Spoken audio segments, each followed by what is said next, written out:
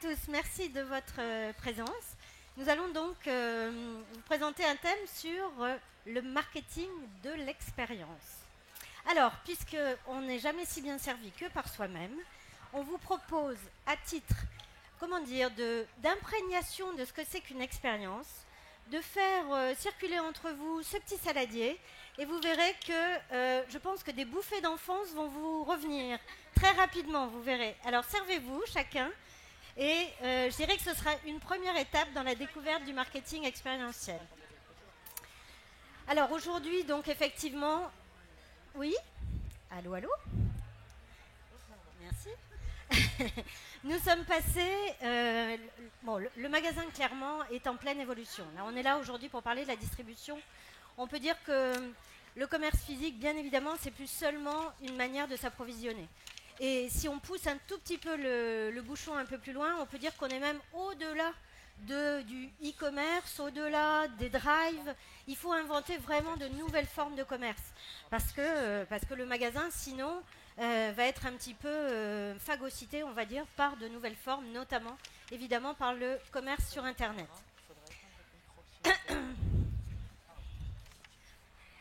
Alors, pour bien comprendre, c'est quoi ce marketing expérientiel ? On s'est dit qu'avant de se lancer dans une grande définition un peu fumeuse et un peu marketeuse, on allait vous donner des exemples. Oui, faites tourner les fraises Tagada, vous verrez que ce que c'est que l'expérience gustative, vous allez tout de suite déjà être plus réceptif. Alors ce marketing expérientiel, vécu à travers quelques exemples, des exemples qui sont très parlants pour nous tous. Nespresso. Bon, Nespresso, vous connaissez George, bien sûr. Vous connaissez Nespresso, les dosettes de café. Bon, quelque part, ce que nous a proposé Nespresso dans toute sa communication et dans toute sa manière de fonctionner, c'est une autre manière de découvrir le café, de vivre le café. Si vous avez déjà consommé des dosettes Nespresso ou si vous êtes allé dans les boutiques Nespresso, vous comprenez tout de suite que on vous fait vivre quelque part un moment particulier à la découverte du café. Donc voilà un premier exemple. Un autre exemple, très connu et maintenant très ancien, et je pense que vous êtes tous un jour ou l'autre entrés dans une boutique Nature et Découverte, j'en vois qui secouent la tête. Alors Nature et Découverte, c'était complètement révolutionnaire quand ils ont imaginé ce concept. C'était une perception véritablement de l'univers du magasin par les 5 sens. La vue, avec beaucoup de matériaux très naturels, du bois, de la pierre, des ambiances avec des lumières un peu tamisées à l'intérieur du magasin. C'est l'odorat, puisqu'il y a un célèbre parfum de cèdre dans toutes les boutiques Nature et Découverte, tellement célèbre qu'un jour, les gens du marketing ont eu envie de changer de parfum, comme ça, c'était une lubie qui les avait un petit peu toqués. Et qu'est-ce qui s'est passé ? Dans les magasins où il n'y avait plus le parfum de cèdre, mais une autre senteur, les clients sortaient. Ils ne se reconnaissaient pas chez Nature et Découverte. Donc c'est vous dire toute la puissance de l'olfactif. Donc c'est également le toucher, parce que dans ces magasins, tous les produits sont très faciles à attraper. Qu'est-ce que j'oublie ? C'est le goût, puisqu'on peut prendre à l'entrée du magasin un petit verre d'une tisane à base de leurs 7 plantes, absolument. C'est extraordinaire. C'est comme chez nous, là, on peut goûter une fraise Tagada. Voilà. Donc tout ça pour vous dire, vous voyez, on est tout de suite dans ce type de magasin, mis dans une ambiance très particulière que l'on perçoit vraiment au travers de nos 5 sens. Autre exemple, un peu moins familier, merci. Abercrombie, alors ça c'est une enseigne pour les jeunes, hein, c'est super branchouille. Moi j'ai jamais mis les pieds, enfin juste pour voir, pour me rendre compte. Bon, donc très urbaine, avec des zones extrêmement sombres et des zones produits extrêmement colorées. Une musique électro à vous faire sortir, enfin pour moi à me faire sortir tout de suite du magasin, pour les jeunes à faire entrer dans le magasin, c'est là la différence. On voit bien le ciblage de clientèle, parfaitement. Et puis toute une communication sur le corps, le physique, bon, avec, comme vous le voyez sur cette image, voilà, des mannequins qui sont les vendeurs en l'occurrence, très attirants. Et puis alors, dernier exemple d'expérience qui est quand même extraordinairement rigolote. Bon, évidemment, Ikea, vous connaissez, mais ce qui est peut-être moins... Et vous savez que chez Ikea, on peut s'allonger sur les lits pour tester la qualité du matelas. On a tous un jour essayé. Mais ce qui est encore plus rigolo, c'est quand on sait qu'à Sydney, en Australie, ils ont inventé le sleepover. Et le sleepover, c'était quoi ? C'est qu'ils invitent un certain nombre de clients à venir, tenez-vous bien, passer la nuit dans le magasin. ce qui est quand même une expérience absolument extraordinaire. Donc, vous voyez à quel point cette notion d'expérience spécifique et de vécu dans certains environnements commerciaux peuvent être étonnantes. Autre exemple, un peu moins connu, sur la diapo suivante. On va avancer assez vite, mais juste pour vous le mentionner, alors Michel et Augustin. Michel et Augustin, c'est un cas d'école qui nous a renversé quand on a creusé. Vous connaissez ces petits gâteaux, Michel et Augustin? Il y en a maintenant même dans les TGV. Donc une marque qui est, est venue d'une petite PME de rien du tout. D'un garage même, d'un fond de garage, deux amis au fond d'un garage. Deux copains au fond d'un garage, c'est pas Apple, mais ça ressemble un peu à ça quelques années après. Sauf qu'ils se sont battus contre les grands groupes alimentaires, donc c'est pas rien d'arriver sur le secteur alimentaire sans aucun moyen autre que ces bonnes idées. Ils ont donc inventé une approche du client qui n'a plus rien à voir. Et le summum, c'est la nuit aux étoiles, par Michel et Augustin. Et c'est quoi cette nuit aux étoiles? C'est qu'ils invitent tous leurs clients, consommateurs, amoureux de cette marque, à venir passer une nuit entière de mai, de juin, aux étoiles dans un parc. Ça a eu lieu à Paris en 2014. Tenez-vous bien, ça va avoir lieu à Paris, bien sûr, en 2015, puisqu'ils recommencent, mais également à Central Park à New York, c'est pas rien. Ils sont maintenant vendus pratiquement sur toute la planète. Et donc, avec Michel et Augustin, on passe une nuit aux étoiles, on vient avec sa tante, on vient avec ses gosses, on partage le repas, on vit des activités particulières. On goûte bien sûr les gâteaux Michel et Augustin, les boissons Michel et Augustin. Les yaourts Michel et Augustin, voilà, toutes les spécialités de cette marque, vraiment qui se met au contact immédiat du client. Donc voilà un exemple absolument extraordinaire. Autre exemple. Alors, dans le noir, est-ce que vous connaissez le restaurant, la chaîne de restaurants, parce que maintenant c'est une chaîne, dans le noir. Alors ça, c'est quand même un truc de fou. Dans le noir, c'est un concept de restaurant où vous dînez ou vous déjeunez dans le noir absolu.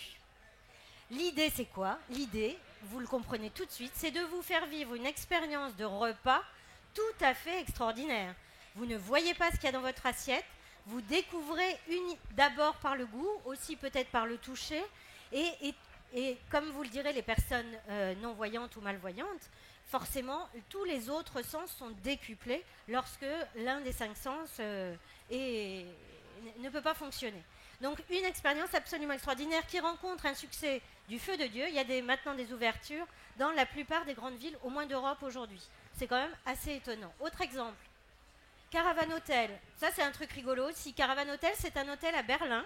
Alors, un hôtel, vous allez me dire oui, mais en fait, votre chambre à coucher est une caravane, tout simplement. C'est quand même, il fallait y penser, c'est quand même une expérience extraordinaire. Vous allez à l'hôtel et vous dormez dans une caravane. Et si l'on met notre diapo suivante, eh bien vous voyez que la caravane fait école, puisqu'on aura l'occasion d'en reparler. Cette image provient d'un magasin Truffaut Rive Gauche, lors de la dernière Ladies Night en novembre 2014. Et l'activité bar à ongles, nail bar, était organisée au sein d'une caravane, elle-même installée dans le magasin. Alors pourquoi ce décor? Tout simplement c'est inattendu, c'est surprenant, et lorsque vous êtes à l'intérieur de l'espace de la caravane, forcément, vous avez un vécu très différent de celui du magasin complètement ouvert. Autre exemple, merci, un jour un chef. Alors ça c'est pareil, vous allez dire j'ai beaucoup d'exemples dans la cuisine, mais alors celui-là, si vous avez des copains ou des copines qui aiment cuisiner, je vous le recommande. C'est quoi un jour un chef? Eh bien, pour un amateur de cuisine qui régale habituellement sa famille, il s'agit de prendre pour une journée ou une soirée les commandes de la cuisine d'un restaurant. Vous imaginez, c'est vous qui devenez le chef du restaurant. C'est quand même absolument incroyable. Et donc, ce jour-là, vous invitez évidemment vos amis, votre famille, etc. à venir déguster le repas que vous avez préparé. Mais entre-temps, vous avez vécu une journée entière aux commandes de cette cuisine, de ce restaurant. Vous imaginez le degré de stress. Parce que vous croyez bon chef chez vous. Mais quand il s'agit de le faire pour des clients dans un environnement tout à fait différent, c'est autre chose. Encore un autre exemple, Lush. Lush, c'est une chaîne de produits cosmétiques à base de fruits frais et de légumes frais. qui a bâti tout son marketing de l'expérience sur cette notion de fraîcheur, de fruits et légumes, avec vraiment l'utilisation là aussi des 5 sens, des couleurs, des senteurs. Vraiment, tout est orienté dans ce sens-là. Oui, alors toi tu as testé, donc impeccable. Et enfin, dernier exemple. Alors là, vous allez dire, oh là là, mais on retombe bien bas. Alors, on revient à Casto. Oui, pourquoi j'ai mis Casto là? Eh bien, tout simplement, Casto a eu des années très difficiles, a perdu des parts de marché parce que ses concurrents étaient beaucoup plus près des consommateurs que eux. Et là, ils sont en train de se soigner. Ils ont récemment publié, je dirais, leurs évolutions, vers quoi ils se tournent. Et vers quoi on se tourne aujourd'hui chez Casto? On se tourne vers véritablement une prise en compte, mais de très grande proximité des attentes des consommateurs. Alors déjà, le personnel de Casto est invité à aller tourner des vidéos dans des familles X, Y, Z, lambda, pour bien s'imprégner des besoins en bricolage. Déjà, c'est une démarche intéressante. Et ensuite, fort de ces vidéos où ils auront vraiment perçu de très près les besoins des consommateurs, ils vont organiser des ateliers, des groupes d'échange où les uns vont transmettre leur savoir-faire à d'autres pour véritablement accompagner leurs clients dans une démarche de mise en œuvre très concrète de leurs produits. Et donc, une expérience d'achat et de magasin tout à fait différente de ce qu'on peut connaître aujourd'hui dans l'univers bricolage. Bon, vous le voyez à travers ces différents exemples, il y a quand même aujourd'hui, dans tout le commerce qui nous environne, un espèce de fourmillement d'idées et de pistes pour, en gros, faire du commerce autrement. Et faire du commerce autrement, ça veut dire quoi? Ça veut dire séduire le consommateur. Ça veut dire lui donner envie de venir. Et aujourd'hui, c'est de ça dont on a vraiment besoin dans le secteur jardin. Alors, fort de ces exemples, maintenant, Jocelyne, tu peux nous dire, sur le fond, c'est quoi ce marketing? Ah, un petit coup de son. C'est bon? Oui. Donc, effectivement, en fait, pour résumer effectivement les idées qui viennent de vous être présentées, il y a deux choses. Donc, d'une part, la notion de faire vibrer vos clients. Je crois que en résumé, c'est un peu ce qu'on a retenu. Proposer aux clients une expérience qui va les faire vibrer et les faire vibrer en harmonie avec tout ce que représente votre marque, votre magasin, votre produit. Donc, en résumé, on vous propose comme définition donc l'art de faire vivre aux consommateurs un ressenti mémorable pour renforcer le sentiment d'adhésion, donc renforcer la relation positive à la marque, au magasin ou au point de vente. Et en fait, il faut replacer ça dans le contexte actuel, à savoir un contexte dans lequel il y a une pression très très forte sur les prix, sur les marges de tout le monde. Un contexte dans lequel le consommateur est saturé, il en devient indifférent. Donc il faut vraiment passer à une autre étape du marketing et donc arriver à la notion d'expérience.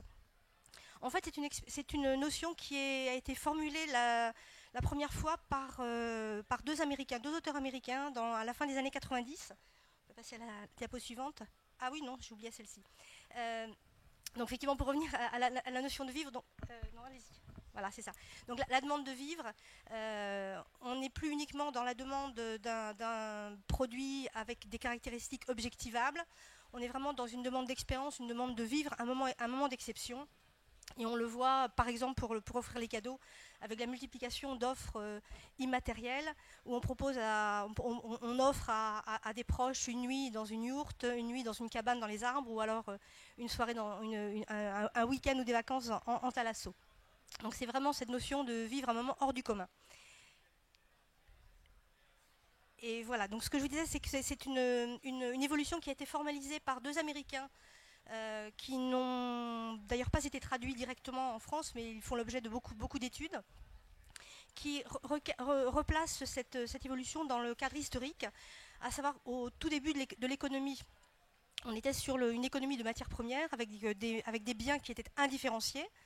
Le 19e siècle nous fait accéder aux biens industriels, donc l'industrialisation, une fabrication en grande quantité de biens standardisés. Le 20e siècle nous fait arriver à l'ère du service, donc qui vient accompagner la vente des produits industrialisés. Et le 21e siècle, en fait, c'est vraiment le marketing de l'expérience, et eux utilisent même l'économie de l'expérience. Donc c'est vraiment une évolution fondamentale qui est perçu qui a été décrit par ces auteurs américains. Concernant concernant donc l'économie de l'expérience, en fait, la question n'est pas de savoir si il faut y aller ou pas. La question maintenant, c'est vraiment d'y aller le plus vite possible et comment. Mais c'est un impératif pour l'ensemble des opérateurs du secteur. Concernant donc le marketing expérientiel, on voulait également vous indiquer qu'il s'articule autour de 4 temps.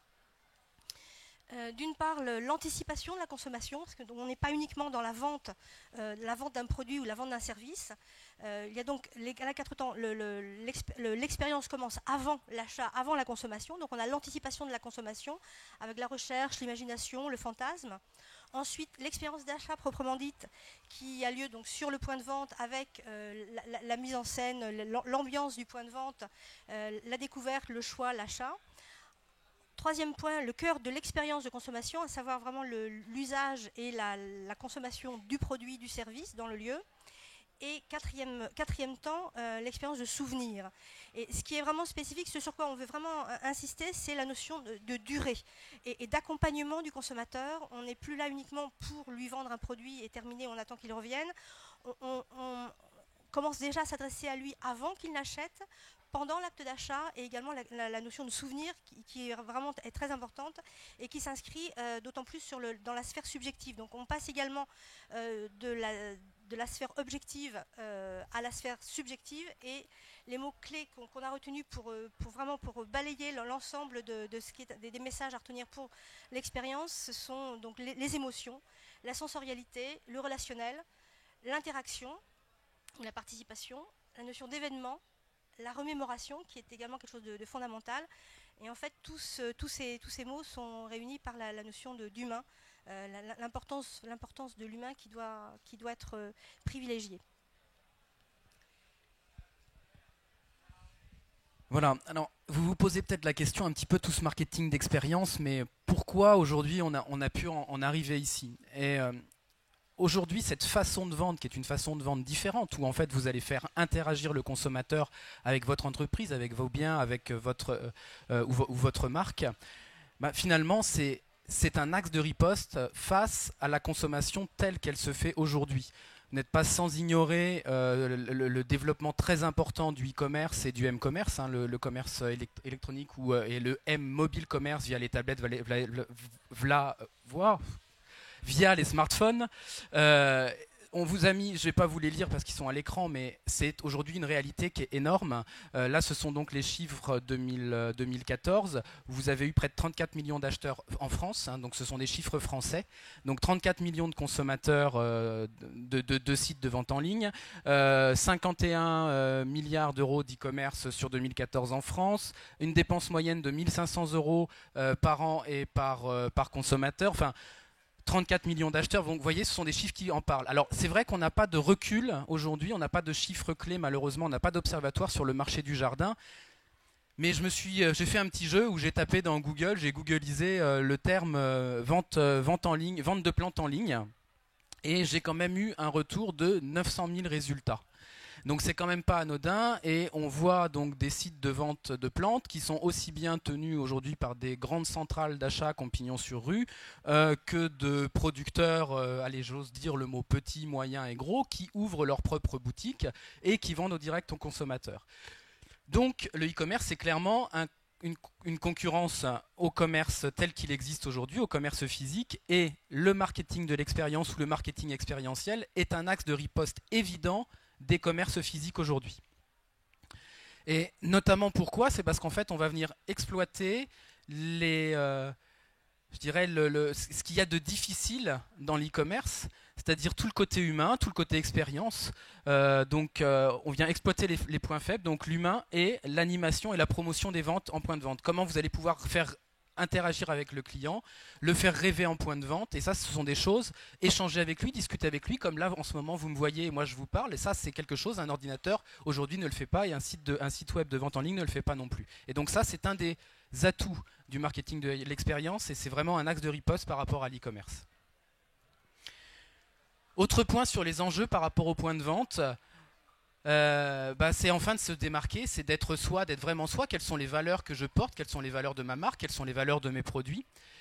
Et donc j'ai mis produit, prix, service, et Jocelyne vous l'a déjà évoqué, une triste normalisation. En tant que consommateur, que vous allez acheter chez Truffaut, chez Jardiland, finalement vous avez le même produit, vous avez le même prix, voire exactement la même chose, mais quand entre Darty et Boulanger, vous voulez acheter une machine à laver le linge ou un lave-vaisselle, ce sont les mêmes prix, ce sont les mêmes marques, et peut-être ce qui peut faire la différence, c'est votre relationnel avec le vendeur ou la fidélité que vous avez vis-à-vis de la marque ou vis-à-vis de l'enseigne. Donc le marketing de l'expérience est une solution en fait pour redonner de la valeur et sortir de cette spirale prix et marge. Enfin, ça répond, c'est clair, à de nouvelles attentes de consommateurs. On n'est plus, on vous l'a dit déjà, dans une consommation aujourd'hui où vous avez un besoin, on vous présente un produit, vous l'achetez bêtement, ça c'est plus vrai. Aujourd'hui, en tant que consommateur, vous avez envie de vivre de nouvelles expériences, vous avez envie un peu d'être unique, vous avez envie de sortir du système, vous avez envie de casser un peu les codes, et donc vous avez envie de vivre des expériences nouvelles, y compris dans votre acte de consommation. On vous a parlé de Michel et Augustin, donc à nouveau un visuel de Michel et Augustin, où là, en fait, des nouvelles expériences, et si vous regardez bien, qu'on soit enfant, adulte, il y a presque tous les âges sur la photo, les gens devant des bulles géantes sont un peu abasourdis, profitent de l'instant présent, prennent des photos, ils vivent une vraie expérience dont ils vont se souvenir, dont ils vont parler, dont ils vont partager, et quand ils en parleront, ils parleront de Michel et Augustin. Deuxième chose qui a évolué dans nos façons d'acheter aujourd'hui, c'est une recherche d'hédonisme, une recherche d'agréable. Donc quelque part, dans votre acte de consommation, c'est de faire coexister l'utile et l'agréable, autant que si vous avez besoin de quelque chose, vous en profitiez et vous passiez du plaisir également à l'acheter et à le consommer. Et enfin, dernier point très important auquel le marketing de l'expérience répond, c'est cette envie d'humanité, cette envie de retour à l'humain, où en tant que consommateur, on en a un petit peu marre d'arpenter les rayons de la grande distribution, et preuve en est, c'est qu'aujourd'hui la grande distribution est en train de changer et de remettre l'humain au cœur de sa vente. Vous revoyez des boulangers dans les hyper, vous revoyez des rayons traiteurs, vous revoyez des bouchers, vous les voyez travailler, comment ils préparent la viande, comment ils préparent le pain, etc. Donc une envie de contact et d'humain dans votre acte d'achat. Dernier enjeu pour le marketing de l'expérience, et là c'est vraiment une spécificité pour notre secteur jardin.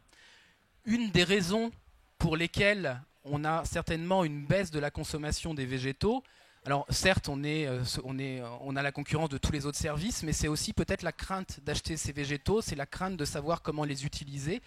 On a une perte de transmission des savoir-faire comment bien cultiver son jardin, comment entretenir un végétal. Et le marketing de l'expérience, c'est certainement une des solutions qui permet de répondre à cette perte des transmissions. Donc à travers effectivement des ateliers, des expériences qui vont utiliser en fait le savoir-faire du jardin, où on va apprendre aux gens à nouveau jardiner, à nouveau entretenir.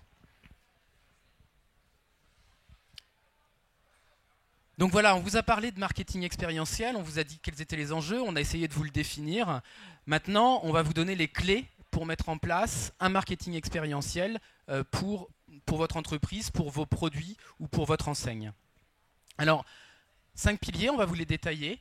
Ce sont en premier lieu le scénario, en second lieu le décor, ensuite faire appel à l'émotionnel, faire appel au sensoriel et la communauté, le partage. On vous les a mis et on va vous les citer un par un. Alors le premier pilier du marketing expérientiel, c'est le scénario. Qu'est-ce que c'est que le scénario? En gros, si on doit le définir, c'est qu'est-ce qu'on se propose, quelle est l'histoire que l'on va proposer à notre consommateur, qu'est-ce qu'on va lui proposer de vivre. Donc ça, premier pilier, le scénario. Dans tous les cas, ce qu'il faut bien se dire, c'est que ce moment doit être unique et vous devez passer un bon moment dans le marketing expérientiel. Alors c'est difficile d'exploiter, ça va être très compliqué de vous citer tous les scénarios possibles. Ce qui est sûr, c'est que ce scénario, il peut être gigantesque, comme il peut être à la hauteur, comme il peut être tout petit. Ça veut dire que n'importe quel type d'entreprise ou de produit peut avoir accès au marketing expérientiel et tout type de scénario, petit ou grand, est imaginable. Premier thème, le thème festif. Donc là, c'est en gros le thème le plus fédérateur. Vous allez proposer un moment de fête, un moment de partage à vos clients. Ça peut être autour d'un apéritif, autour d'un pique-nique, autour de n'importe quel événement festif. Vous l'aurez compris, ça va de soi. Autre thème, Le thème ciblé. Alors là, on va par exemple s'adresser à des enfants, où en fait déjà on a une cible marketing qui est envisagée et où vous allez adapter votre discours et vos événements sur la cible. Donc ça peut être les enfants, ça peut être le côté homme avec les vêtements masculins, femme avec le maquillage, où en fait vous allez venir déjà cibler votre clientèle. Autre thème, le thème pratique. Là, un thème où le jardin peut s'y retrouver énormément, où vous allez pouvoir proposer des ateliers, vous allez pouvoir proposer de la dégustation, vous allez pouvoir proposer, mais aussi donc du coaching, de l'accompagnement de clients. Donc tout ce qui est les thèmes aspects pratiques. Autre thème, le thème culturel. Alors là, c'est par exemple, vous êtes dans une région où il y a un artisanat local qui est très connu, où vous avez une tradition locale, une tradition géographique, et donc c'est donc d'exploiter cette tradition pour en faire un événement. Mais ça peut être aussi une tradition ou un événement national. Pourquoi pas, enfin comme Halloween, par exemple Truffaut qui a mis en place des ateliers de décor de citrouille au moment d'Halloween, et où là il a fait vivre une expérience à des enfants, bien sûr dans le but de faire venir les parents et donc aussi qu'il y ait des achats dans les magasins, mais aussi quelque part finalement que les enfants se souviennent qu'ils ont passé un bon moment en jardinerie et qu'ils ont été chez Truffaut. Dernier thème, le thème communautaire, où là en fait vous allez essayer de rassembler des personnes qui ont les mêmes valeurs, les mêmes intérêts. Ça va être par exemple d'intervenir sur la communauté des femmes et de faire venir des femmes dans un même lieu pour qu'elles se sentent bien et qu'elles vivent une expérience unique entre copines, par exemple. Et alors après les thèmes, mais il peut y en avoir des centaines et des centaines, on ne va pas pouvoir vous les citer, mais d'autant plus qu'on peut avoir une mixité entre les thèmes. On est d'accord que le thème communautaire et le thème festif sont complètement compatibles, et on a eu un très très bel exemple dans le domaine du jardin avec les Ladies Night. Je suppose que vous êtes nombreux à en avoir entendu parler, et on en reparlera, et où là clairement on a un très beau mariage entre le thème communautaire, des femmes qui sont entre elles, qui passent de bons moments parce qu'elles sont déjà simplement entre elles et partagent des valeurs, et en plus autour de moments festifs et d'expériences uniques. Donc voilà, le scénario, c'est à vous de l'inventer, il peut être petit ou gros, mais souvenez-vous, donc dans tous les cas, c'est de passer un moment unique, agréable, et qu'est-ce que vous allez faire vivre à vos clients. Deuxième pilier, le décor. Ouais. Catherine, je te passe la main. Merci. Donc effectivement, le scénario, je pense que c'est la première question à se poser, c'est quelle histoire je veux faire vivre à mon client. Mais pour vraiment lui faire vivre une histoire, ben le décor, vous l'imaginez bien, c'est hyper important. C'est comme au cinéma. Si vous avez des acteurs dans une pièce complètement froide, ça ne va pas vous donner le rendu de l'histoire. Alors le décor, quand on s'appelle Panzani et qu'on cherche à vendre des pâtes, eh bien, un exemple très simple de marketing expérientiel, vous l'avez par ce décor. Vous reconstituez ici un village d'Italie et forcément, l'envie de manger des pâtes vous vient à la bouche. Voilà donc un exemple qui porte juste sur le décor, juste sur une famille de produits, mais tout de suite vous vous rendez compte de la dimension que ça peut prendre. Autre exemple, l'émotion. L'émotion, bah, là je pense que vous comprenez tout de suite l'idée. Là on est sur un décor qui, vraiment, tout ce qu'il y a de plus simple. On a juste un cœur qui est fait avec des pétales de fleurs sur le sol. Mais le message, il est clair. Tout de suite, il passe, on le comprend. Donc vous voyez la force du visuel et la force du décor en fonction de l'histoire qu'on veut raconter. Autre exemple. Alors les Ladies Night, on en a déjà un petit peu parlé, on en reparlera. C'est une grande fête pour les femmes en jardinerie. Qui dit grande fête, dit théâtralisation, dit grand décor. Voilà un exemple de décor qu'on a vu cet hiver. Donc le 14 novembre 2014, avec un podium pour un défilé de mode et un décor très théâtral avec des grands rideaux rouges. Et tout de suite, on comprend qu'il va se passer un grand événement. Autre exemple encore. Alors, bah là, vous allez dire, c'est pas très sexy ce décor. D'accord, c'est assez froid. Pourquoi j'ai pris cet exemple? J'ai pris cet exemple simplement pour vous dire qu'il y a des messages qui passent au-delà du beau, de l'esthétique. Le message ici, c'est quoi? On est sur un point conseil, tout simplement. Et qu'est-ce qu'on cherche à faire comprendre au client? Que là, il va pouvoir échanger en proximité avec un vendeur. Dans les points de vente jardin, ça peut tout à fait se traduire avec une zone où véritablement on va pouvoir discuter avec quelqu'un autour d'une envie de jardin, par exemple. Autre exemple enfin, pas tout à fait le dernier. Ici, alors là, c'est un truc qui n'a strictement rien à voir, mais pour vous dire aussi que le décor, il peut jouer par l'effet de surprise. Ici, figurez-vous qu'à gauche, on est dans l'aéroport de John Fitzgerald Kennedy, d'accord? Et l'image que vous voyez à droite, c'est tout simplement une présentation de fruits et légumes bio qui a été réalisée au sein de l'aéroport. Évidemment, vous imaginez que dans cet environnement très industriel, très froid, très impersonnel, tout de suite, quand on tombe sur une présentation théâtralisée de fruits et légumes bio, évidemment, il y a un contraste de situation qui provoque l'arrêt des clients. Enfin, dernier exemple, le décor au travers, alors là, d'un truc tout à fait différent. On a vu les caravanes tout à l'heure. Les trucks en tout genre, c'est la grande mode.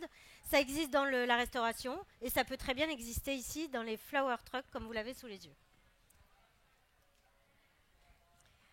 Troisième pilier, les émotions. Je pense qu'on va accélérer un petit peu parce que sinon l'atelier suivant va être un petit peu en retard. Je te pardonnerai, c'est encore moi qui suis derrière. Donc, voilà, en accélérant, donc troisième pilier qui est vraiment fondamental, les émotions. Et c'est pas simplement pour faire joli, c'est pas simplement pour faire plaisir.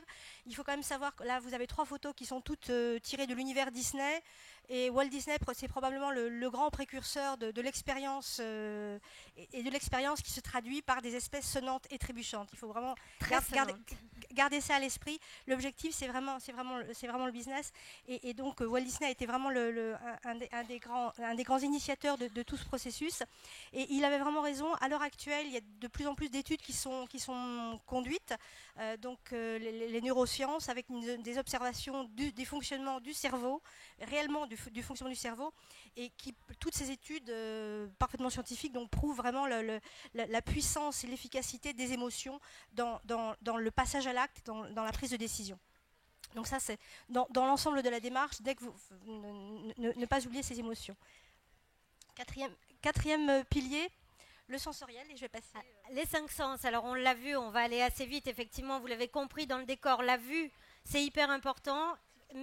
Voilà, il suffit d'avoir une photo de carte postale pour s'y croire, et bien ça joue dans tous les magasins, on ne le dira jamais assez, travaillez vos mises en ambiance, créez des décors, c'est ça qui provoque l'émotion. Autre sens, l'auditif. En point de vente jardin, c'est en général une catastrophe. Soit on a droit au petit chant d'oiseau au cuicui, soit on a droit à la énième rediffusion de la pub, et là on n'en peut plus. Donc de grâce, travaillez les playlists et faites quelque chose d'agréable.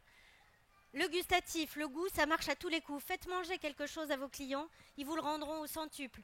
Le fait de partager par le goût, comme on l'a fait avec nos fraises tagada, à tous les coups ça marche.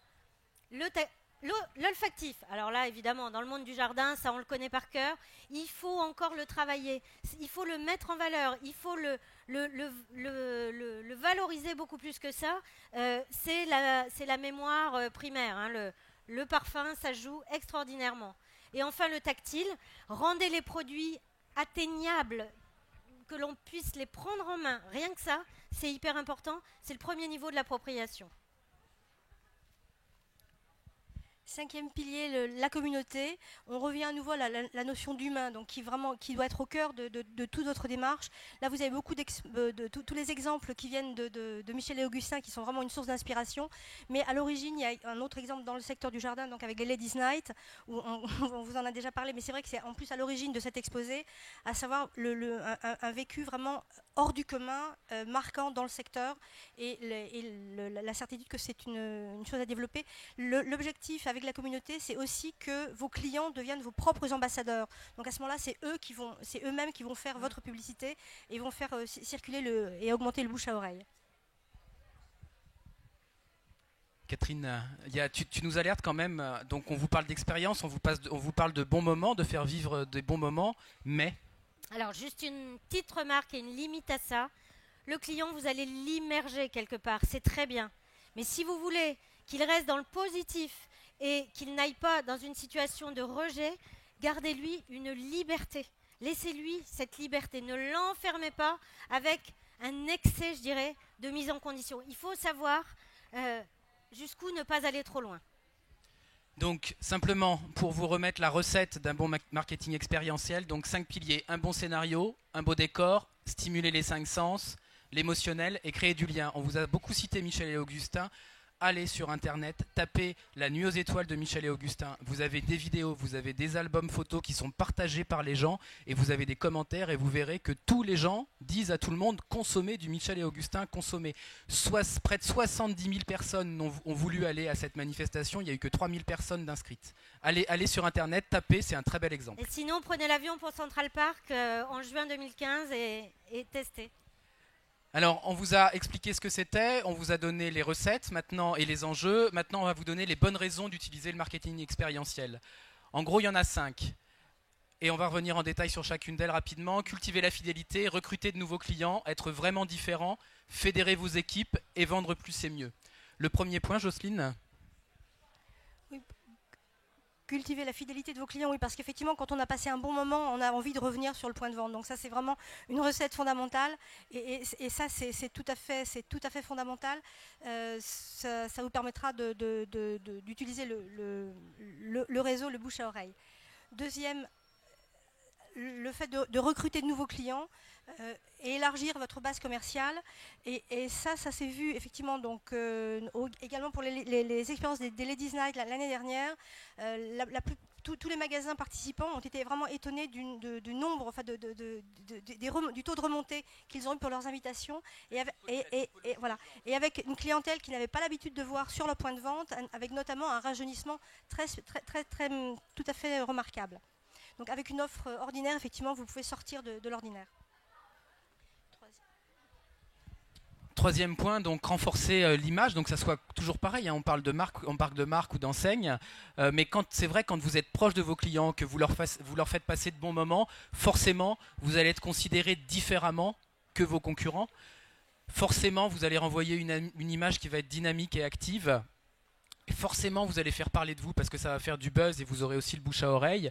Et obligatoirement, à partir du moment où vous organisez un événement, c'est bien évidemment une opportunité de communication. Et donc tout ça fait qu'au fond, vous renforcez votre image et vous enrichissez votre image de marque.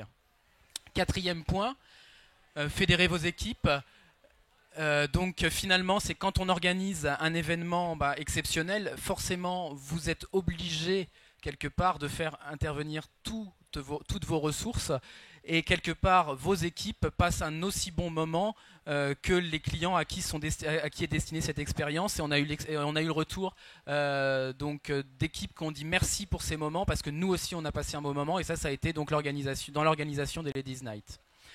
5e point, développer votre business. Oui, alors autour de tout ça, il faut surtout jamais oublier de faire du commerce. Tout ça, c'est pas fait que pour se faire plaisir, que pour boire un petit coup en magasin. C'est de faire du commerce. Pensez bien systématiquement à associer vos opérations commerciales, à mettre en avant des offres promotionnelles, à susciter véritablement des actes d'achat. Il ne s'agit pas que de recevoir vos clients pour un bon moment. Et bon, on a parlé de Walt Disney tout à l'heure. Il disait cette citation fort appropriée, les gens dépensent de l'argent quand ils se sentent bien. Donc ça, pensez-y, mais surtout pensez aussi à les solliciter pour qu'ils sortent leur porte-monnaie. Sinon, ça n'a pas d'intérêt. Alors, ce qu'il faut bien voir, c'est que dans le domaine du jardin, il y a plein de choses à faire. Et donc quelques exemples. Donc là, un exemple d'atelier d'aromatique plus sur le savoir-faire fait avec des enfants. Un exemple de bar à tomates fait par un horticulteur détaillant de Touraine qui me dit mes serres sont vides en plein été, qu'est-ce que je peux en faire? Je lui dis écoute, tu sais, il y a un truc qui marche bien en ce moment, c'est la libre cueillette. Ok, mais tu sais, il faudrait peut-être aller un petit peu plus loin. Et tant qu'à faire, produis les tomates que tu vends en jeune plan maraîcher amateur et t'en fais un bar à tomates. Et tu proposes aux gens de venir déguster la tomate, de les noter. Et puis bien sûr, en même temps, tu leur glisses que tu vas avoir ces jeunes plants de proposer au printemps prochain. Donc ils ont vécu une vraie expérience et en même temps, ça lui a proposé d'occuper ses serres en plein été, de faire de la cueillette, de faire un bar à tomates et de vendre du jeune plan sur la saison d'après. Donc une petite idée toute simple. Autre point qui a très très bien marché, donc là dans une jardinerie indépendante en région parisienne, avec une animation culinaire, donc pas de grosse cuisine, hein. On a cherché une blogueuse qui faisait beaucoup de cuisine dans la région de la jardinerie, on lui a fait un deal, ça t'intéresserait de venir cuisiner dans mon magasin, ok, ça marche. Le thème c'est les aromatiques, ok. On a fait rentrer beaucoup d'aromatiques, on a soigné le rayon, on a proposé aux gens de venir, de partager un beau moment, on a fait goûter des recettes en rapport, bien entendu, avec les aromatiques vendus. Ça a fait le buzz, ça a fait le plein en plein mois de juin, là où a priori le commerce jardin n'est pas bon. Et pourtant, ça a été un très bon week-end. Jocelyne, tu peux peut-être nous parler aussi d'exemples à l'étranger ? Oui, rapidement, deux expériences aux Pays-Bas. Donc le Come in the Caas, qui est donc une journée des portes ouvertes qui pourrait s'appeler Bienvenue dans la Serre, et qui existe depuis un certain nombre d'années aux Pays-Bas, au niveau national. Et l'année dernière, ils ont eu 200 000 participants. En plus de l'opération Portes ouvertes, il y a également une préparation qui est faite dans les écoles. Les semaines précédentes, les enfants sont invités à dessiner des fleurs, à dessiner des légumes. Et donc, il y a toute une mise en scène avec une intégration des enfants. Et pour l'année prochaine, ils veulent ajouter également la dimension musicale. Donc, il y a à nouveau la dimension festive qui est ajoutée. Et donc, ils espèrent encore développer le nombre de visiteurs. Autre exemple, les jardins d'Appleton. Juste en 2 mots, à l'origine, c'est un paysagiste qui avait un terrain inoccupé et il a eu l'idée brillante de l'aménager, de le diviser en petits espaces. Il loue ces espaces à différents intervenants du secteur donc pour mettre en scène leurs produits. Et donc ça, c'est la première façon, c'est la première moitié du modèle économique. Et la deuxième moitié du modèle économique, c'est un jardin, c'est une destination. Et donc, il fait payer le 12,50 € les visiteurs. Donc, c'est aussi une expérience, une façon de faire découvrir le végétal et l'univers du jardin.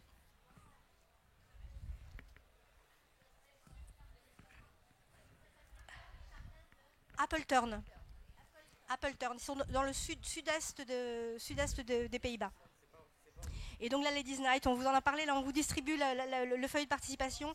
Et c'est vrai qu'il y a 2 ans, il y avait 5 participants. Seulement s'ils accompagnent une dame. Il y a 2 ans, il y avait 5 magasins participants. L'année dernière, 30 jardineries ont participé.